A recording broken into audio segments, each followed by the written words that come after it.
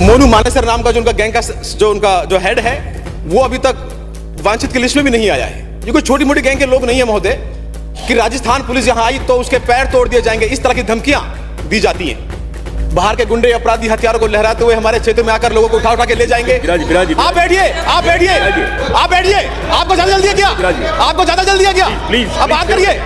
आप तो खुद आरोपी हो, प्लीज। आप तो खुद, अरे बैठिए, बैठिए मदन जी, बैठिए, बैठिए। आपको किसी ने अधिकार नहीं दिया किसी की जान ले ले। माननीय सदस्य, आप भी अपराधी हैं। आपके खिलाफ भी 420 का मुकदमा हो चुका है। आप भी अपराधी हैं। आप बैठिए, बात सुनिए। आपने अपनी बात रख दी, वो अपनी बात रख रहे हैं, क्या जरूरी है आपका बीच में बोलना? प्लीज महोदय, क्या न्याय भी धर्म देख के दिया जाएगा? या सिर्फ वो मुसलमान हैं, उनकी जान की कीमत सस्ती है इसलिए वहां ध्यान नहीं दिया जाता? जो मुख्य आरोपी हैं वो टीवी पे लाइव इंटरव्यू दे रहे हैं और पुलिस की गिरफ्त में नहीं आ रहे।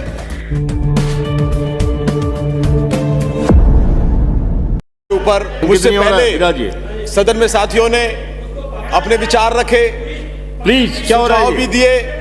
विराजिए माननीय सदस्य। धन्यवाद सभापति महोदय। आज सदन में चर्चा है गृह और कारागार विभाग पे।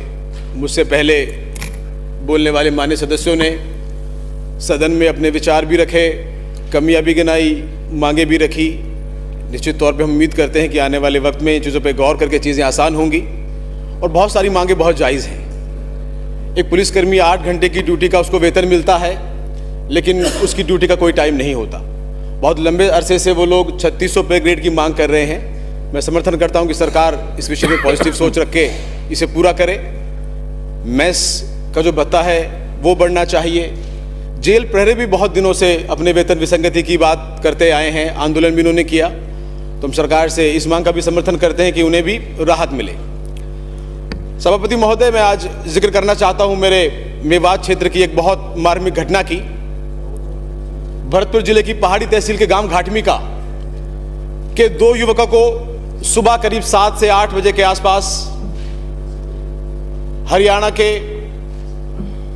कुछ गुंडे जो गौरक्षक के रूप में या और किसी दलों के रूप में आके आतंक फैलाने का काम करते हैं, वहां पर आए, उन्हें मारा पीटा और उन्हें अगवा करके ले गए। और अगले दिन उनकी लाश के अवशेष उनकी गाड़ी के अंदर जले हुए भिवानी में पाए गए। उनके परिजन सुबह 9 बजे से लेकर रात को 1 बजे तक कई थानों के चक्कर काटते रहे। रात को 1 बजे FIR दर्ज हुई, जांच चालू हुई, पर लगता है जब तक बहुत देर हो चुकी थी। एक आरोपी को तो अगले दिन ही गिरफ्तार कर लिया गया, जिसने ये जुल्म कबूला भी और पुलिस को बहुत महत्वपूर्ण जानकारियां भी दी, जिसकी लीड से उनकी जो गाड़ी थी जिसमें वो लेकर गए वो भी बरामद हुई। उसमें जो खून के धब्बे मिले हैं वो DNA में साफ हो चुके हैं कि वो उन्हीं लोगों के थे।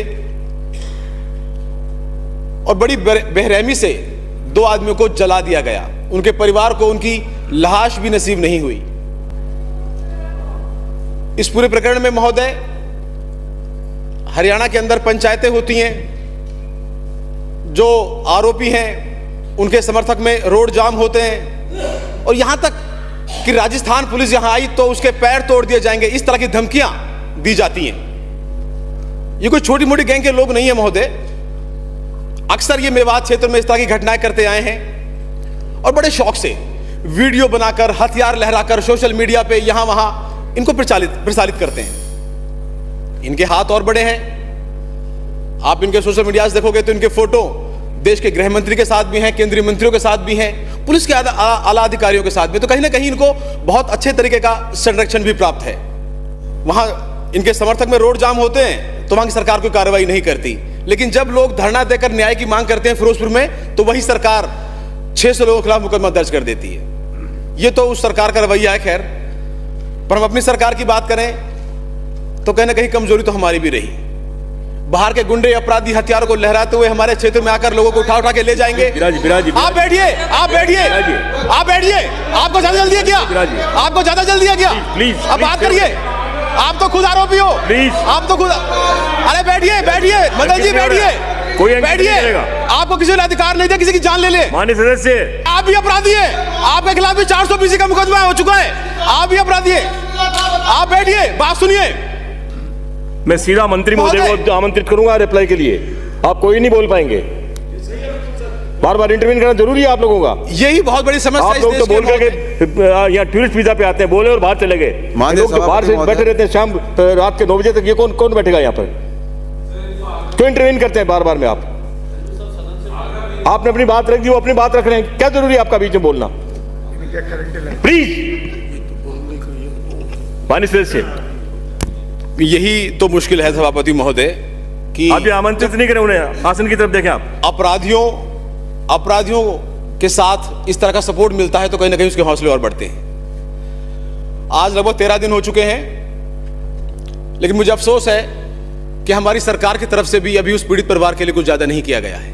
अभी अल्पसंख्यक आयोग के अध्यक्ष महोदय भी जिक्र कर रहे थे, लेकिन अच्छा होगा कि वो भी वहां जाएं और उस पीड़ित परिवार से मिलें। उन दोनों की उम्र लगभग 30 साल के आसपास थी और उनकी आर्थिक स्थिति बहुत कमजोर है, कच्चे ही मकान हैं। उनके बच्चों से उनके बाप का साया उठ गया और कहीं ना कहीं धार्मिक घृणा या दहशतगर्दी फैलाने के उद्देश्य से ऐसी घटनाएं हो रही हैं। इसी तरह की घटना उदयपुर में भी हुई थी, लेकिन पूरा राज्य या पूरा देश अपराधियों के खिलाफ था और पीड़ित परिवार के साथ खड़ा हुआ नजर आया। लेकिन इन 10-12 दिनों में पीड़ित परिवार के साथ हम मजबूती से खड़े नहीं हो पाए। वहां के स्थानीय विधायक ने घोषणा करी करीब 20,50,000 रुपए की आर्थिक सहायता मिलेगी और सरकारी नौकरी मिलेगी, लेकिन आज 13 दिन हो गए, ना तो उन्हें 13 रुपए मिले हैं, ना किसी नौकरी का आश्वासन मिला है। महोदय, क्या न्याय भी धर्म देख के दिया जाएगा या सिर्फ वो मुसलमान हैं, उनकी जान की कीमत सस्ती है इसलिए वहां ध्यान नहीं दिया जाता? मैं इस सदन से और आज इस चर्चा में जब गृह मंत्री जवाब दें तो मैं स्पेशल रिक्वेस्ट करता हूं कि सरकार की क्या जिम्मेदारी रही, 13 दिनों में क्या हुआ?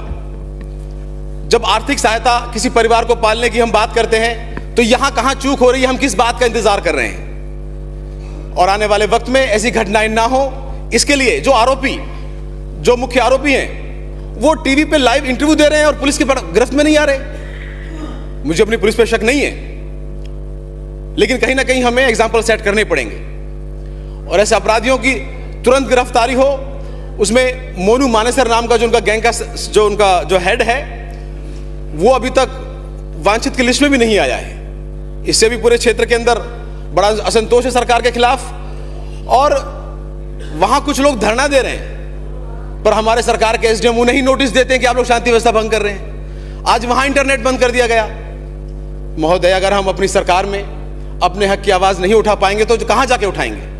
मैं इस सदन से मार्मिक अपील करता हूं कि इस मुद्दे की गंभीरता को समझते हुए सख्त से सख्त कार्रवाई उन हत्यारों पर हो और सरकार वो जो 2 परिवार जो आज अनाथ हो गए उनके लिए मुआवजा राशि बढ़ाए। आपने मुझे इस बात को इस सदन में उठाने का अवसर दिया, इसके लिए आभार, धन्यवाद।